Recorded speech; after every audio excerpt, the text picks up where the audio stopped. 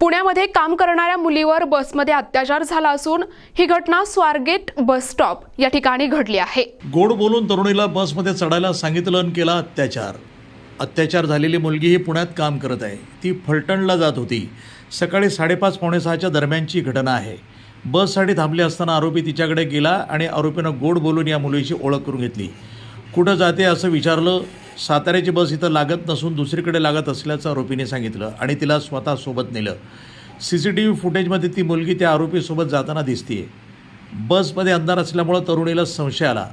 गोड बोलून तरुणीला बसमध्ये चढायला सांगितलं, त्यानंतर तरुणीवर अतिप्रसंग केला।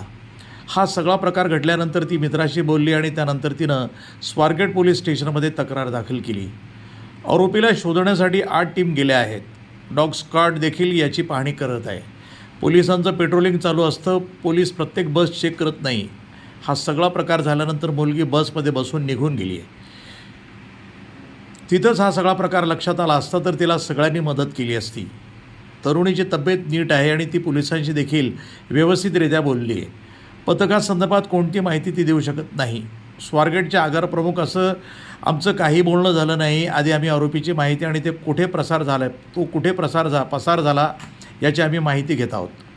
बस सिक्युअर करून ठेवलेली आहे। मुलीची मेडिकल करून घेणार आणि तिचा मानसिक स्वास्थ्य आमच्यासाठी महत्त्वाचं आहे। CCTVमध्ये अनेक लोक दिसत आहेत। ड्रायव्हर देखील दिसत आहेत। लोकांचा वावर देखील दिसतोय।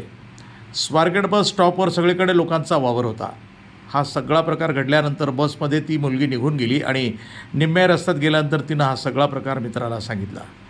शिक्रापूर आणि शिरूर या भागामध्ये त्या आरोपीवर यापूर्वी गुन्हे दाखल आहेत।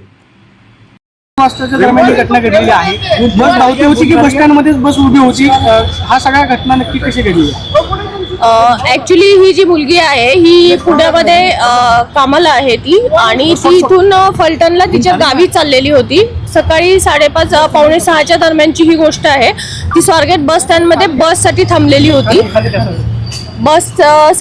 होती। ती तर त्यावेळेला आरोपी जो आहे तो तिथं गेलेला होता। तिच्याकडेनं फिरताना पण दिसतोय आणि तिच्या शेजारी बसलेला एक माणूस उठून गेलेला आहे। हे दोघांचं बोलणं चालल्यावरती आरोपी तिच्याशी बोललेला आहे। तिच्याशी गोड बोलून त्यानं ओळख करून घेतली तिच्याशी आणि तिला म्हटलं की फलटणची कुठं जाते ताई असं तिला विचारलं।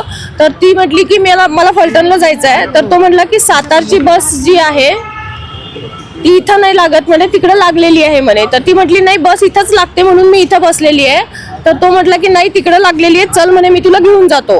आणि CCTV फुटेजमध्ये ती मुलगी त्याच्याबरोबर जाताना दिसते आपल्याला। तर ती त्याच्याबरोबर गेली आणि तिथं गेल्यानंतर बसमध्ये अंधार होता म्हणून तिनं हा प्रश्न काढला की बसमध्ये तर अंधार आहे म्हटली ती। तर त्यावेळेला तो म्हटला की ही रात्रीची लेटची बस आहे, त्यामुळे लोक झोपलेले आहेत म्हणून दिवे बंद आहेत, तू वरती चढून टॉर्चने चेक करू शकते। आणि मग तिला असं गोड बोलून त्यानं वरती चढायला सांगितलं। ती ज्यावेळेला टॉर्च लावायसाठी वरती गेली त्यावेळेला मग यानं मागून दरवाजा लावून घेतला आणि तिच्या बाबतीत हा अतिप्रसंग घडलेला आहे तिथे। त्याच्यानंतर तो आरोपी उतरून गेला। ही मुलगी बसमधनं उतरली आणि आपल्या बसने म्हणजे कुठंही तिथं दुसऱ्या बसचा एक ड्रायव्हर तिथं दिसत आहे वगैरे, पण ती उतरून दुसऱ्या बसने आपल्या गावी चाललेली होती आणि जात असताना मग तिनं मित्राशी बोलली आणि मित्रांना सांगितल्यानंतर ती पोलीस स्टेशनला इथं कंप्लेंट देण्यासाठी आली। काल ती इथं पोलीस स्टेशनला आल्यानंतर तिनं कंप्लेंट दिल्यानंतर आम्ही इमिजिएट CCTV फुटेज काढलेले आहेत तिथले। त्या CCTV फुटेजमध्ये आरोपी आम्हाला निष्पन्न झालेला आहे। सदर आरोपी हा ग्रामीणच्या हद्दीतला शिरूर गावचा आहे। याच्यावरती पूर्वी 392 सारखे शिक्रापूरला गुन्हे दाखल आहेत आणि आरोपीची हे झालेलं आहे, निष्पन्न झालेलं आहे ह्याच्यातला।